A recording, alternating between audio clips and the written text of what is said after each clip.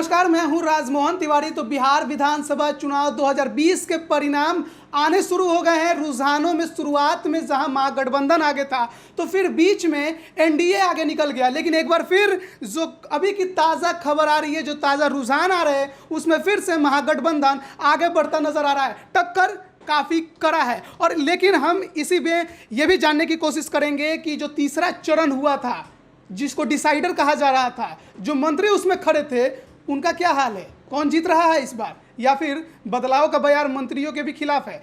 हमारे साथ है साहुल पांडे, जो इस पर लगातार नजर गड़ाए हुए हैं। साहुल पांडे, पहले ये बताइए मंत्रियों का क्या हाल चाल है तीसरे चरण के। मंत्रियों का हाल हम जानेंगे, लेकिन अभी आपको सीधा अपडेट दे देते हैं कि महागठबंधन 118 सीटों पर आगे, एनडीए 110 पे अटक गई है फिर से। और जो है बाकी अन्य की अगर बात करें, जिसमें एलजेपी की बात कर लें, तो 5 सीटों पर एलजेपी आगे चल रही है। तो ये रहा लाइव अपडेट जो है ये है। इसके अलावा तीसरे चरण के कुछ मंत्रियों की अगर हम बात करें तो 12 मंत्री जो है वो चुनाव लड़ रहे थे तीसरे चरण में, जिसमें से 8 मंत्री जो थे वो जदयू से थे और 4 जो थे वो बीजेपी से आते हैं। इसी में से कुछ सीटों की बात कर ले, जैसे कि सुपौल से विजेंद्र प्रसाद यादव खड़े थे और इनकी पकड़ इस जगह पर बहुत अच्छी है, फिलहाल आगे चल रहे हैं। आलमनगर से नरेंद्र नारायण यादव जो है वो आगे चल रहे हैं। सिंहेश्वर की सुरक्षित सीट है, इसकी बात करें तो रमेश ऋषिदेव जो है वो आगे बताए जा रहे हैं।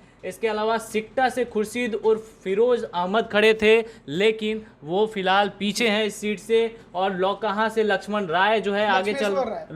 राय आगे चल रहे हैं। रुपौली से बीमा भारती आगे चल रही हैं। बहादुरपुर से मदन सहनी पीछे हो गए हैं। बड़ी बात यह है, बड़े कद्दावर नेता माने जाते हैं, मंत्री भी माने जाते हैं, ये पीछे हो गए हैं। कल्याणपुर की सुरक्षित सीट की अगर बात करें तो महेश्वर हजारी, जिनका जिक्र हो रहा था, वो यहाँ से अच्छा जो है दावा पेश कर रहे हैं, आगे हैं।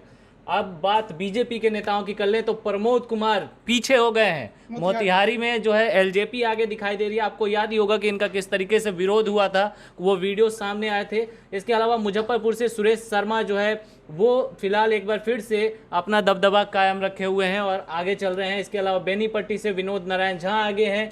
बनमखनी सीट से कृष्ण कुमार ऋषि जो है वो पीछे हो गए हैं। इसके अलावा निशा सिंह कटिहार के प्राणपुर से खड़ी हैं, आगे बताई जा रही हैं। अगर कपिल देव कामत की बहू मीना कामत की बात करें तो मधुबनी की बाबू बरही सीट है, यहाँ से ये जो है फिलहाल पीछे हैं, क्योंकि इस सीट पर एलजेपी आगे हो गई। पुष्पम प्रिया भी बिस्पी से तीसरे चरण में उतरी थी, तो उनका क्या हाल है, उनके सीट का क्या अभी जो देखिए पुष्पम की बात करें तो जिस तरीके से उन्होंने मेहनत किया था उस सीट पर, बिस्पी सीट पर खास तौर पे, और मैथिली की बेटी, मिथिलांचल की बेटी को मेहनत दिख रहा है, बताया था, मेहनत उनका जो है रंग ला रहा है। बिस्पी सीट से सुबह से ही जैसे रुझान आ रहे हैं, एक बार भी पुष्पम पीछे नहीं हुई है, लगातार आगे। और वहीं ठीक उलट जो है आपको बांकीपुर में दिखेगा, यहाँ सुबह से भी एक बार भी वो जो है लीडिंग में नहीं आई है, एक बार भी आगे नहीं हुई है। यानी दोनों तरफ जो है उनका उल्टा चल रहा है। हालांकि अपने गृह जिले के सीट पे वो लगातार आगे बढ़ी हुई है, वहाँ बदलाव दिख रहा है। तो ये बड़ी खबर आपने सुनी कि जेडीयू के जो मंत्री हैं, जो कि 8 मंत्री, लगभग 8 या 10,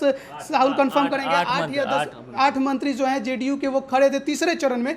2 मंत्री पीछे चल रहे हैं। बीजेपी के लगभग कितने मंत्री खड़े थे साहुल पांडे? 4 मंत्री खड़े थे और लगभग 3 मंत्री पीछे चल रहे हैं। तो बीजेपी को यहाँ पर जरूर नुकसान है, लेकिन सीटों में काफ़ी फायदा है। पिछले बार की तुलना में 16 सीटें अधिक मिलती दिखाई दे रही हैं। बात हम इस पे और करेंगे चर्चा। हमारे साथ हमारे सीनियर जर्नलिस्ट प्रवीण बागी सर मौजूद है। सर बताएंगे, सर जो अभी तक रुझान आ रहे हैं, शुरू में हमने देखा महागठबंधन बम्पर सीटों से आगे चल रही थी, फिर एनडीए आगे हो गई है, लेकिन एक बार फिर देख रहे हैं कड़ी टक्कर दोनों के बीच में। किस प्रकार का ये रुझान है? ये पहले से एक्सपेक्टेड था कि इस तरह का कड़ा मुकाबला होगा, और जो एग्जिट पोल भी जब आए वो भी इसी ओर संकेत कर रहे थे। तो अभी स्पष्ट रूप से कुछ कहना मुश्किल है, क्योंकि लगातार आंकड़े बदल रहे हैं, कोई आगे हो रहा है, कोई पीछे हो रहा है। तो अभी बहुत प्रारंभिक स्थिति में है मतगणना। तो 12 बजे के बाद से 1 बजे के बाद से कहिए कि कुछ स्थिति स्पष्ट हो पाएगी। तो इसलिए अभी इन आंकड़ों पर बहुत भरोसा नहीं किया जा सकता। ये त्रिशंकु की उम्मीद की जा सकती है? अभी तक तो नहीं लग रहा है। जो प्रारंभिक रुझान दिख रहे हैं उस हिसाब से त्रिशंकु की स्थिति मुझे नहीं लग रही है। और आगे चल के क्या चिराग पासवान किंग मेकर बन सकते हैं इस बार? अब कितनी सीटें आती हैं उस पर डिपेंड करता है, मगर उन्हें बहुत ज़्यादा सीटें आती नहीं दिख रही हैं जो अभी स्थिति जो है मतगणना की। तो उसमें ज़्यादा सीटें आती नहीं दिख रही हैं। अगर दोनों गठबंधनों के बीच एकदम बराबरी की स्थिति होती है तब तो एक एक विधायक की कीमत बढ़ जाएगी, उनका महत्व बढ़ जाएगा। वैसे में चिराग पासवान जरूर किंग मेकर की भूमिका अभी के जो रुझान है उसमें बीजेपी की सीटें जेडीयू से कहीं ज़्यादा है, तो क्या मुख्यमंत्री पद पर दावेदारी देगी बीजेपी? अभी ये कहना मुश्किल है, क्योंकि अभी तो ये रुझान है, अभी रिजल्ट नहीं आए हैं, रिजल्ट आने में अभी देर है, तो अभी ये तो क्षण क्षण ऊपर नीचे होते रहेंगे।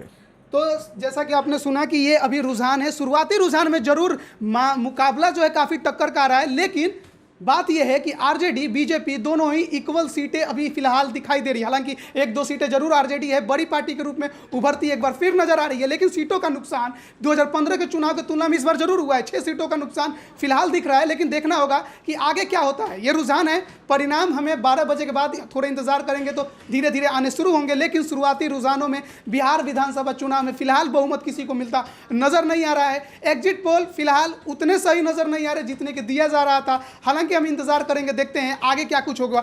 सभी अपडेट हम आपको यहां पर जरूर देंगे, बने रहिए हमारे साथ। धन्यवाद।